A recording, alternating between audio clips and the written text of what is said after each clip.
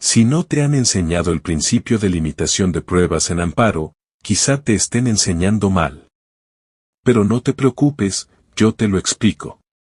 Pese a que en el juicio de amparo sean en principio aceptadas toda clase de pruebas por el principio de máxima apertura, solo deben ser admitidas aquellas que sean conducentes a justificar la existencia del acto reclamado y su constitucionalidad o inconstitucionalidad. Principio de limitación de pruebas. Veamos por qué, en el artículo 75 de la Ley de Amparo establece el principio de limitación de pruebas. Al prever que en las sentencias dictadas en los juicios de la materia el acto reclamado debe apreciarse tal y como aparezca probado ante la autoridad responsable, sin admitir ni tomar en consideración pruebas que no se hayan rendido ante ella, salvo las excepciones previstas en la propia ley referidas a la vía indirecta o las establecidas jurisprudencialmente por los órganos del Poder Judicial de la Federación, relativas a cuestiones de procedencia del juicio constitucional. Debido a que el juicio de amparo no está diseñado para realizar un nuevo análisis de todos los puntos materia de la litis natural, el juzgador constitucional no puede examinar las pruebas aportadas por las partes con la finalidad de que se les otorgue un nuevo valor legal que altere al acto reclamado y violente el principio de inmutabilidad fuera de las excepcionales autorizada por la ley de amparo al tener este medio de impugnación una naturaleza extraordinaria.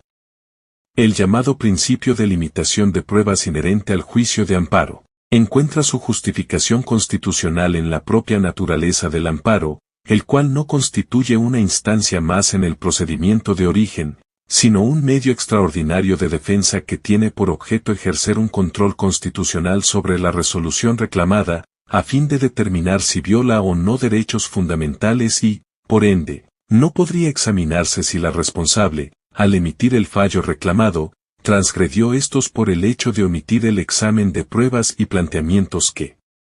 no fueron objeto de la controversia de origen. Por tales motivos, la imitación de pruebas o de análisis probatorio da lugar a una limitante con dos diversos efectos. Por un lado, el relativo a que para juzgar el acto reclamado y su constitucionalidad, la autoridad de amparo no puede comprender en materia de prueba aspectos o cuestiones ajenos a los que la responsable estuvo en aptitud de considerar, de ahí que se establezca la obligación de apreciar el acto tal y como aparezca probado ante la responsable, y por otro, se produce una limitación, la cual consiste en evitar que el juzgador de amparo al sustituirse en la competencia exclusiva de aquella autoridad llegue al extremo opuesto de justificar o mejorar el contenido del acto reclamado. A mayor abundamiento, este principio evita que el juzgador de amparo se sustituya a la autoridad responsable en sus facultades de admisión, desahogo, apreciación y valoración de medios de prueba ajenos a los que sirvieron para la emisión del acto reclamado. La relación que guardan los principios de limitación de pruebas referido y de litis constitucional, cuya característica esencial es que no puede ni debe abarcar planteamientos diferentes de aquellos que hubiesen sido propuestos ante la autoridad responsable, esto es, el planteamiento realizado en estas vías sobre inconstitucionalidad o ilegalidad debe ser el mismo que se efectúa ante dicha autoridad, pues la resolución definitiva es lo que constituye el acto reclamado del cual se origina el juicio de amparo.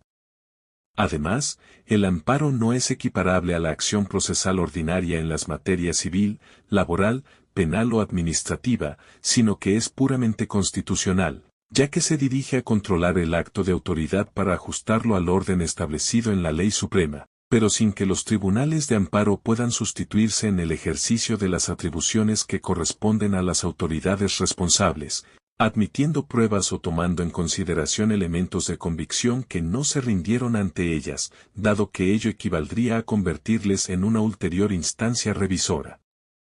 Esto debido a que a los órganos de control constitucional no les está permitido sustituirse en el criterio de la autoridad responsable y apreciar directamente las pruebas aportadas por las partes, por no ser el juicio de amparo una segunda instancia, sino un medio extraordinario de defensa cuya función esencial es, como su nombre lo indica, la del control de la constitucionalidad y, en esa medida, únicamente deben examinar si la autoridad violó o no las leyes reguladoras de la prueba o bien si existió o no alteración de los hechos, pero en modo alguno sustituirla en la valoración de las pruebas. La justificación de este principio radica en que de considerar pruebas que no fueron ofrecidas y desahogadas oportunamente en el juicio o procedimiento de origen, implicaría una violación al principio procesal de equidad de las partes del juicio natural, en tanto resolvería sobre la regularidad constitucional de la decisión reclamada, con base en pruebas respecto de los cuales la contraparte del quejoso, que sería el tercero interesado en el juicio natural, no tuvo la oportunidad de pronunciarse o desvirtuar, lo cual, lejos de salvaguardar al juicio como un medio eficaz para proteger y hacer judicialmente efectivos los derechos humanos reconocidos constitucionalmente, se traduciría en un recurso que generaría incertidumbre jurídica e inequidad para los terceros interesados, al dar a su contraparte una nueva oportunidad para hacer valer pruebas que pudieron y debieron haberse planteado en la controversia de origen, lo cual, incluso, es contrario al principio de congruencia externa de las sentencias.